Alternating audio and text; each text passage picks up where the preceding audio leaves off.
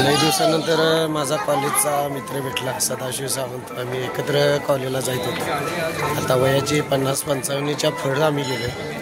आज माझा मित्र थोडंसं अपंगत्वामध्ये ॲक्सिडेंटली आलं आणि त्यांच्यावर थोडंसं आपण त्यांच्याशी हितगुज करूया. कॉलेजला कुणीकडे होता तुम्ही? कॉलेजला यशवंतराव चव्हाण. बरं, आता जे काय तुम्हाला अपंगत्व, नेमकं काय अपंगत्व आहे तुमचं? अपंगत्व म्हणजे मी जन्मताचा अपंगत्व असं नव्हतं, मी व्यवस्थित होतो. बरं. जवळजवळ 14-15 वर्षाचा असताना माझ्या पायाला जरा दुखापत झाली हां. आणि ती पाय काढावा लागला. बरं, पायच काढावा लागला. पाय काढावा लागला. एक पाय काढला. जीव जायचा. बरं. त्यामुळं पायाचं ऑपरेशन झालं.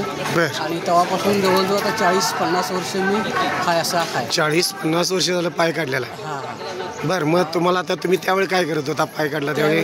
माझी छोटीशी पानपट्टी होती. पानपट्टीचा व्यवसाय होता. पानपट्टीचा व्यवसाय. मग तुम्हाला वाईट वाटलं नाही की आता पानपट्टी व्यवसाय सगळा धंदा आयुष्य संपले? वाईट वाटलं नाही म्हणजे माझं डॉक्टरांनी आधी मनोदर्याचं घेतलेलं. माझं पाय काढायच्या टायमाला मला एक प्रश्न विचारलेला की बाबा तू असा अपंगत्व झालं तर तू काय करशील काय. मग आधीच मी त्या आजाराला कंटाळलो. मी म्हणलं अपंग म्हणलं जगात भरपूर आहेत म्हणलं काय. त्यात मी एक वाढलो म्हणलं, पण जीव तर वाचला. बरोबर. परत असा जन्म येत नाही. बरोबर. जीवनाचं सार्थक आणि जीवनाबद्दल नाराजी पत्करायची नाही.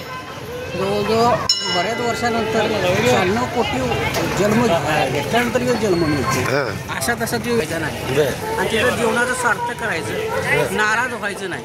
त्याप्रमाणे मी पानपट्टीचा व्यवसाय करत असताना बरंच अनुभव आलं. लोकांनी सहकार्य केलं. मग त्यानंतर दुकानदारी वाढली. मग ती पानपट्टी बंद केली. मग एक गुरु भेटला. त्या गुरुच्या संगतीनं मी देवळात आलो. कोण गुरु भेटले नेमकं काय नाव? आमचे कुशीरकर महाराज म्हणून आहे. कुशीरकर महाराज. कुशीरकर आता ते हयात नाही आहेत, पण त्यांनी मला मायामतीने माळ घातली माझी. मला माळ घातल्यानंतर मी या पंथात आलो आणि दुकान व्यापार पण इथंच चालू केला.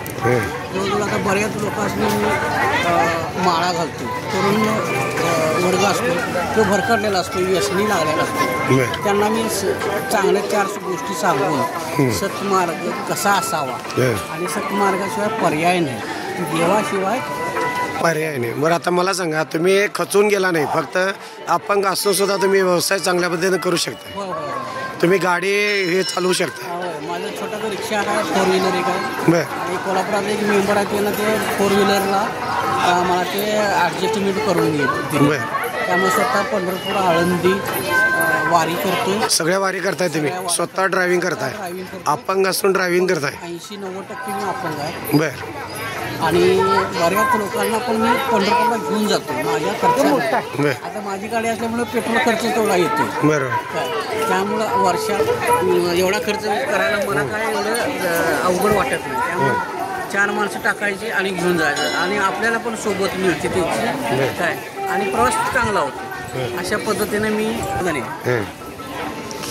आयुष्यात नाराजी पत्करायची नाही. किती आता मला सांगा, जे अपंग आहेत, घरात बसतात, ज्यांचं मन कमकुवत झालंय, अशानं तुम्ही काय सांगू शकाल? धंदा करू शकतात वगैरे काय? त्यांना एकच माझं सांगणं आहे की खचू नका, कारण हे परत जेवण मिळणार नाही. ह्या जेवणात मग तुमचं किती अपंग असून दे तुम्ही, होय पण आयुष्यामध्ये राबत राहा, कष्ट करत राहा. जन्म मिळणार नाही काय आणि ह्या जन्माचं सार्थक करायचं. आता मला सांगा, तुम्ही सकाळी किती वाजता उठलाय? सकाळी मी 4 वाजता उठलो. 4 वाजता उठताय? आकड्याचा आवाज येतोय. बरं, आता हे जस्ट तुम्ही स्टॉल लावलाय, आमची आई आहे. या सगळ्या तिकडे आई बसल्या, त्यांच्या आई मदत करते आम्हाला. या तुमच्या आई आहेत? हां. आणि दुसरी एक गोष्ट सांगायची आहे काय, एवढं माझं असून सुद्धा माझं लग्न झालंय आणि बायकोला 1 वर्ष झालं पॅरालिसिस झालं. तुमच्या मिसेसला सुद्धा पॅरालिसिस झाला? आणि ती आता सध्या अंथरुणावर आहे. अंथरुणावर. तिची सुद्धा सेवा तुम्ही करताय? हो. आणि मी आई कापूर सकाळ आईविषयी घ्या, आईविषयी. तर एवढं संकट आल्यात माझ्यावर. आत्ता सुद्धा संकट आहे. बरं.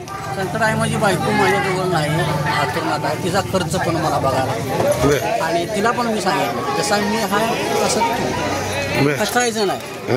जेवढं म्हणजे बायकोंचा पाठिंबा आहे तुम्हाला? होय. आणि दुसरी गोष्ट, संत ज्ञानेश्वर माऊली, तुकाराम महाराज आणि संकट सुश्रित मूर्तीचं नाव झालं. संकट ही सुधारायसाठी. आता तुमच्या मिसेस अंथरुणावर किती वर्ष झाले आहेत? रामकृष्ण हरी विठ्ठला. तुमच्या मिसेस किती वर्ष अंथरुणावर खेळून आहेत? आता 2 वर्ष झालं अंथरुणावर. सगळी सेवा वगैरे तुम्ही सगळं करताय? आमची सासूबाई, मी, आमची आई बऱ्यापैकी कवरगीत आली आहे, पण कचरायचं नाही.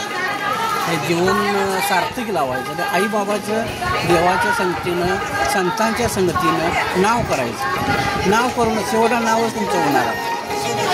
आम्ही बघतोय तुम्हाला इकडं, आम्ही कायम येतोय, कायम सुखी समाधान, एवढं अपंगत असतो सुद्धा सुखी समाधानी चेहरा हसरा असतो. याचं कारण काय सांगू शकाल काय? संतांची संगत. संतांची संगत. संत येतात, मला काहीतरी शिकवतात, माझ्याकडं काहीतरी घेऊन जातात. काय संतांची संगत केल्याशिवाय तरणोपाय नाही. आणि तुम्हाला आयुष्यात सुधारायचं असेल रामकृष्ण देवळात